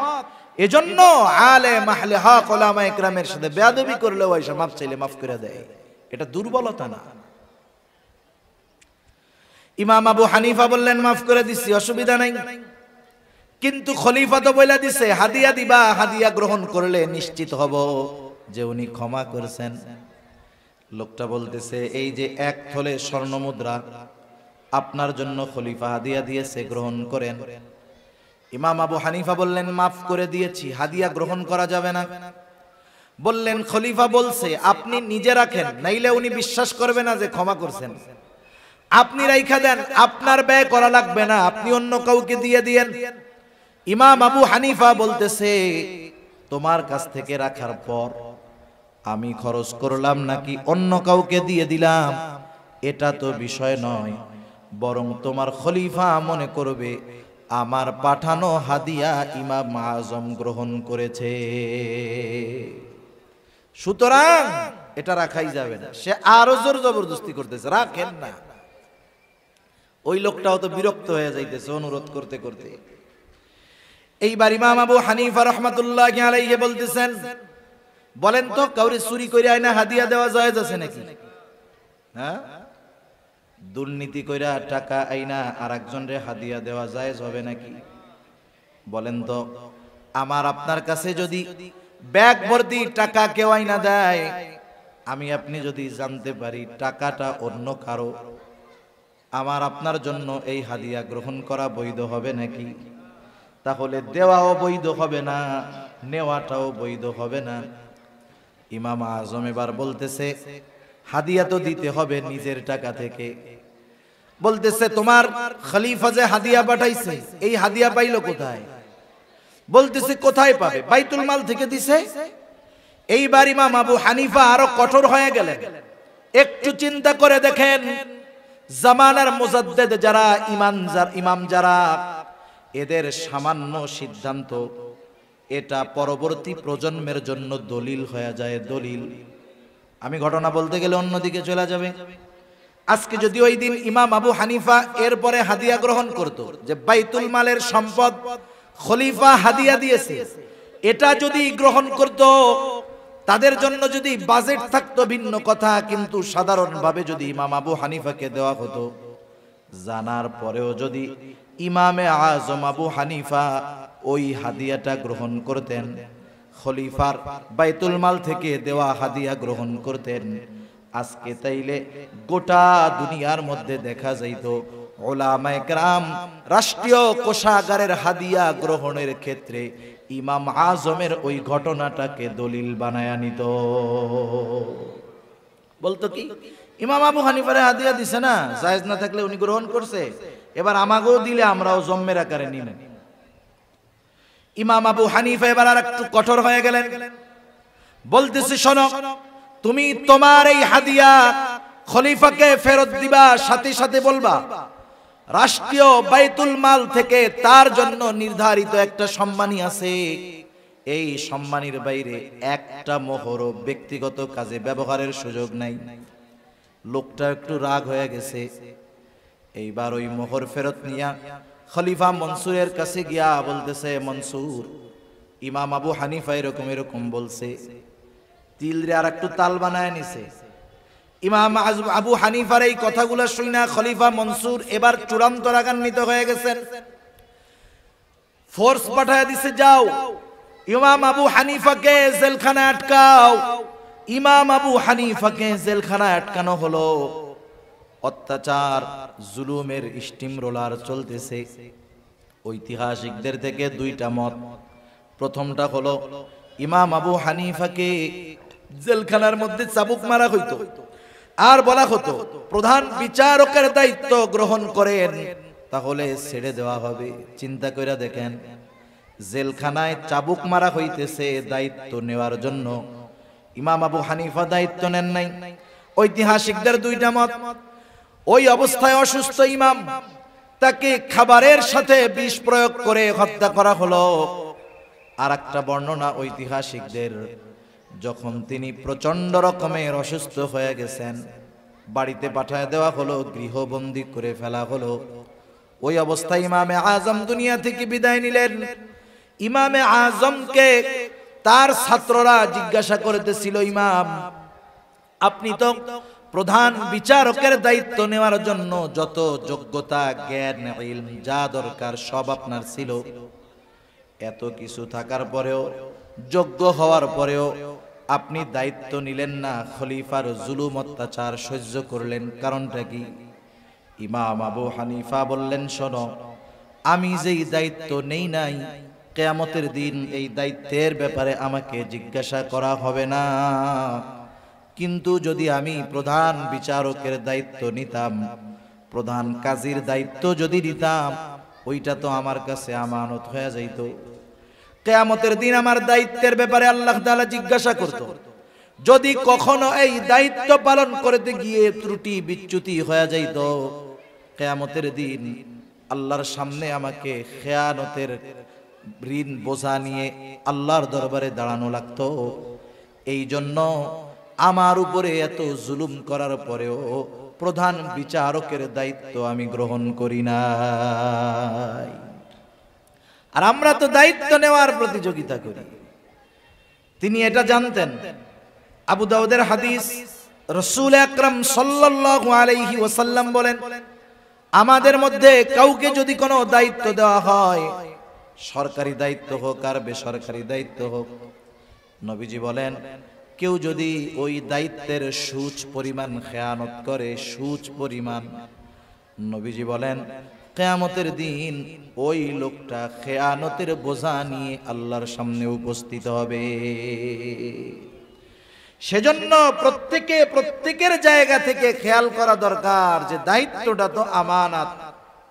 আমাকে যেই দায়িত্ব দেওয়া হয়েছে সেই দায়িত্ব যদি যথাযথভাবে পালন না করি, আর ওই দায়িত্বের বিপরীতে যেই ওজিফা, যেই বেতন আমার জন্য আছে, আমি যদি সেটা পরিপূর্ণরূপে গ্রহণ করি, তাহলেও আমাকে খেয়ানতকারীদের তালিকায় অন্তর্ভুক্ত হতে হবে। ছোট বড় সকল ধরনের দায়িত্ব আমানত। আল্লাহ তাআলা আমাদের বুঝবার তৌফিক দান করুন, সবাই বলি আমিন। দায়িত্বের সময় যেই সময়টা থাকে, দায়িত্বের টাইম, ওই টাইমটাও আমানত। একজন লোক অফিসে চাকরি করে, ওই সময় চুক্তি আছে সকাল 8টা থেকে দুপুর 1টা, 1 ঘন্টা নামাজ, খানার বিরতি 2টা থেকে 4টা। এই যে সময় 7 ঘন্টা 8 ঘন্টা সময়, এটা তার জন্য আমানত। এই সময়টা সে নিজের কাজে ব্যয় করতে পারবে না। শুধু তাই না, যে অফিসে চাকরি করে অনেক সময় অফিসের মোবাইল থাকে, খাতা থাকে, কলম থাকে, এটাও কিন্তু আমানত। ব্যক্তিগত কাজে ব্যবহার করা যাবে না, সময়টা নিজের কাজে ব্যয় করা যাবে না। মাজহার নানুতুবি রহমাতুল্লাহি আলাইহি নামে একজন আল্লাহর ওলি ছিলেন। উনি এক জায়গায় খেদমত করতেন, চাকরি করতেন, মাস শেষে সময় হিসাব কইরা কইরা বেতন নিতেন। যদি ক্লাসের কোনো সময়, দায়িত্বের কোনো সময় নিজের কাজে ব্যয় করতেন, ওই সময়ের হিসাব রাইখা মাসের শেষে ওই সময়ের পরিমাণ ওজিফা বেতন থেকে তিনি ফেরত দিয়ে দিতে। কেমন আমানতদার ছিল এরা দায়িত্বের ব্যাপারে, সময়ের ব্যাপারে। শুধু তাই না, শরীয়তের বিধিবিধান, হুকুম, আহকাম, এটাও আমাদের কাছে আমানত। আল্লাহ তাআলা বলেন, ইন্না আরাদনাল আমানাতা আলাস সামাওয়াতি ওয়াল আরদি ওয়াল জিবাল ফাআবাইনা আন ইয়াহমিলনাহা ওয়া আশফাকনা মিনহা ওয়া হামালাহাল ইনসান। আল্লাহ তাআলা বলেন, আমি এই আমানত আসমানের কাছে, জমিনের কাছে, পর্বতমালার কাছে পেশ করলাম। তারা প্রচন্ড ভীত সন্ত্রস্ত হয়ে গেল। এই আমানত তারা বহন করল না। ওয়া হামালাহাল ইনসান, মানুষ এই আমানত বহন করলো। মুফাসসিরিনে কেরাম বলেন, কি সেই আমানত? কোন মুফাসসির বলেন সেই আমানত হলো কোরআন। কেউ কেউ বলেন শরীয়তের সকল বিধিবিধান। একই কথা। তাহলে কোরআন হলো আমাদের শরীয়তের মূল নীতি, মৌলিক সব কিছু কোরআন সুন্নাহর মধ্যে আছে। এই আমানত কেউ বহন করতে রাজি হয় নাই, মানুষ বহন করেছে। এই জন্য শরীয়তের সকল বিধিবিধান, হুকুম, আহকাম আমার আপনার উপরে আমানত। সেজন্য আল্লাহ তাআলার যত আদেশ আছে আমানত, যত নিষেধ আছে আমানত। আদেশ কেউ যদি অমান্য করে, তাহলে আদেশ অমান্য করলে গুনাহ হবে, সাথে সাথে খেয়ানতকারী হতে হবে। নিষেধ যেই বিষয়গুলো আল্লাহ তাআলা করেছেন, ওই নিষিদ্ধ কর্মগুলো কেউ যদি করে, তাহলে তার তো গুনাহ হবে, সাথে সাথে ওই যে নিষেধটা ছিল এটা আমানত, অমান্য করার কারণে খেয়ানত হবে। এজন্য শরীয়তের সকল বিধিবিধান, হুকুম আহকামগুলো আমানতদারিতার সাথে পালন করার দরকার। শুধু তাই না, আমাদের সন্তান সন্ততি আমাদের কাছে আমানত, আমাদের অধীনস্থ যারা আছে আমানত। কারণ কিয়ামতের দিন আল্লাহ তাআলা তাদের ব্যাপারে আমাদেরকে জিজ্ঞাসা করবে। নবীজি বলেন, কুল্লুকুম রাঈন ওয়া কুল্লুকুম মাসউলুনা আন রাইয়াতিহি। আমরা প্রত্যেকেই দায়িত্বশীল, প্রত্যেককে তার দায়িত্বের ব্যাপারে জিজ্ঞাসাবাদ করা হবে, অধীনস্থদের ব্যাপারে জিজ্ঞাসা করা হবে। কারণ আল্লাহ তাআলা কোরআনুল কারীমের মধ্যে বলেন, ইয়া আইয়ুহাল্লাযীনা আমানু কু আনফুসাকুম ওয়া আহলিকুম নারা। আল্লাহ তাআলা বলেন, হে ঈমানদারেরা, নিজে জাহান্নাম থেকে বাঁচো, অধীনস্থদেরকেও জাহান্নামের আগুন থেকে বাঁচাও। সাহাবায়ে কেরাম প্রশ্ন করতেছে, ইয়া রাসূলুল্লাহ, নিজে জাহান্নাম থেকে বাঁচবো বুঝলাম, আদেশটা করেছেন মুমিনদের উপর। ইয়া আইয়ুহাল্লাযীনা আমানু, হে ঈমানদারেরা, নিজে জাহান্নাম থেকে বাঁচো। ঈমান তো আনছো, কেমনে জাহান্নাম থেকে বাঁচবা? সাহাবায়ে কেরাম বলতেছে, ইয়া রাসূলুল্লাহ, নিজে জাহান্নাম থেকে বাঁচবো বুঝলাম, নেকের কাজ করব, গুনার কাজ থেকে বাঁচবো, কিন্তু অধীনস্থদের জাহান্নামের আগুন থেকে কেমনে বাঁচাবো? কারণ দুনিয়ার কেউ কাউকে জাহান্নামের আগুন থেকে বাঁচাতে পারে না। দুনিয়ার কোন নবী রাসূল তার মুহাব্বতের লোকদের জাহান্নাম থেকে বাঁচাতে পারবে না। কিন্তু আফসোসের বিষয় হলো, আমাগো দেশের কিছু বাবা তার মুরিদদের জাহান্নাম থেকে বাঁচানোর টেন্ডার নিয়ে নিছে। আছে না এরকম? বাবার কাছে মুরিদ হও, টেনশন নাই, কবরে গেলে মুনকার নাকিরের আগে বাপ যাই হাজির হবে। যে কি বলবে, এই আরে প্রশ্ন করিস না, এ দুনিয়া আমার লোক ছিল। এই শয়তানেও চিন্তা করে এরকম উল্টাপাল্টা কথা কয় কেন? শয়তান বলে, তুই হলি আমার সবচেয়ে বড় খলিফা, তোর মতো শয়তান থাকতে আমার আর ডিউটি করা লাগবে না। চিন্তা করে দেখেন, যদি দুনিয়াতে কোনো মানুষকে এই ক্ষমতা দেওয়া হতো, সে জান্নাতে নিতে পারবে, জাহান্নামে নিতে পারবে। দুনিয়াতে কোনো মানুষকে যদি ক্ষমতা দেওয়া হইতো, একজন মানুষকেও যদি এই পাওয়ার দেওয়া হতো, আমার আপনার নবী এই পাওয়ারটা পাওয়া যাইতে। কিন্তু নবীজিকেও আল্লাহ তাআলা এই ক্ষমতা দেন নাই। আল্লাহ তাআলা যদিও নবীজিকে হাদি হিসাবে প্রেরণ করেছেন, পথ প্রদর্শক হিসাবে প্রেরণ করেছেন, নবী পথ প্রদর্শক, আমার আপনার নবী পথ প্রদর্শক, আল্লাহ তাআলাও কিন্তু পথ প্রদর্শক। এই যে আমরা নামাজ পড়ি, প্রত্যেক নামাজের প্রতি রাকাতে সূরা ফাতিহা আছে, হাদিস হইল এইটা। আর এক গ্রুপ বলবে প্রত্যেক নামাজের প্রতি রাকাতে সবার সূরা ফাতিহা পড়তে হবে। বিষয়টা কিন্তু এটা না। ইমামের পেছনে যখন নামাজ পড়বে, ইমামের কেরাত, মুসল্লির কেরাত, একা পড়ুক আর জামাতে পড়ুক, প্রতি নামাজের প্রতি রাকাতে সূরা ফাতিহা লাগে। সূরা ফাতিহার মধ্যে আমরা বলি, ইহদিনাস সিরাতাল মুস্তাকিম। আল্লাহ তাআলার কাছে দোয়া করি, আল্লাহ তাআলাই এই দোয়া করতে শিখাইয়া দিয়েছেন। আর এই দোয়াটা হলো আসমান জমিনের, আসমানের নিচে জমিনের উপরে সবচাইতে উত্তম দোয়া, সবচাইতে উত্তম ইবাদতের মধ্যে করা হয়। আবার আল্লাহ তাআলা আমার আপনার নবীর ব্যাপারে বলেন, ওয়া ইন্নাকা লাতাহদি ইলা সিরাতিম মুস্তাকিম। আপনাকে আমি সিরাতে মুস্তাকিমের পথ প্রদর্শক হিসাবে আমি আপনাকে প্রেরণ করেছি। আমরা আবার নামাজের মধ্যে আল্লাহ তাআলার কাছে বলি, ইহদিনাস সিরাতাল মুস্তাকিম। আপনি আমাদেরকে সিরাতে মুস্তাকিমের পথ নির্দেশিকা দেন, সিরাতে মুস্তাকিমের পথ দর্শন দেন। রাসূল ও হাদি, আল্লাহ তাআলার কাছেও চাই পথ নির্দেশ। আল্লাহ তাআলা বলেন, নবীজি আমি আপনাকে পথ নির্দেশক হিসাবে পাঠিয়েছি। আল্লাহ হাদি, রাসূল হাদি, তবে দুই পথ প্রদর্শকের মধ্যে তফাত আছে, পার্থক্য আছে। কথা কি বুঝেন নাকি? একটা উদাহরণ দিলে বুঝতে সহজ হবে।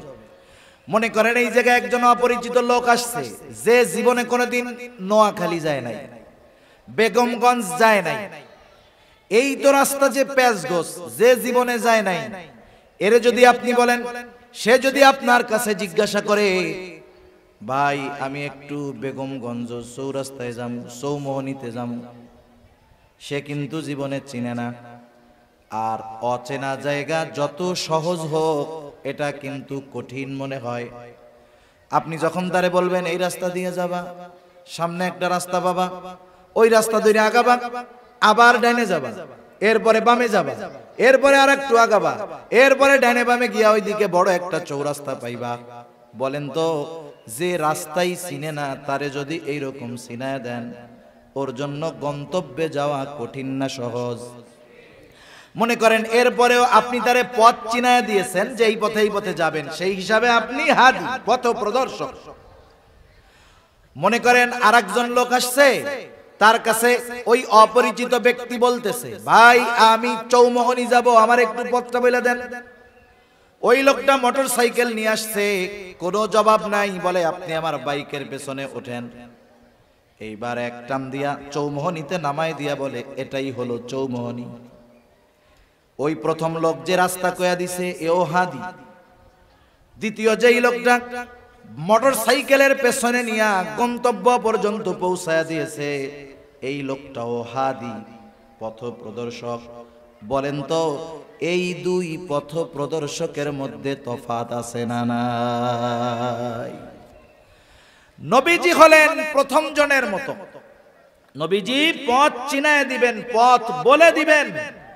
আর আল্লাহ তাআলা শুধু পথ বলে দিবেন না, ওনার দয়া রহমত দিয়ে ওই পথে পরিচালিত করে গন্তব্য পর্যন্ত পৌঁছায়া দিবেন।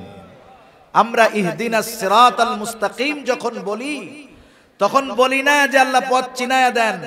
মূলত এখানে আমরা বলি আল্লাহ, যা গুণগান বর্ণনা করার তো আগে করছি, এরপরে বলি আল্লাহ আপনি আপনার করুণা দিয়ে, দয়া দিয়ে, রহমত দিয়ে সিরাতে মুস্তাকিমে পরিচালিত করে গন্তব্য পর্যন্ত পৌঁছায়া দেন।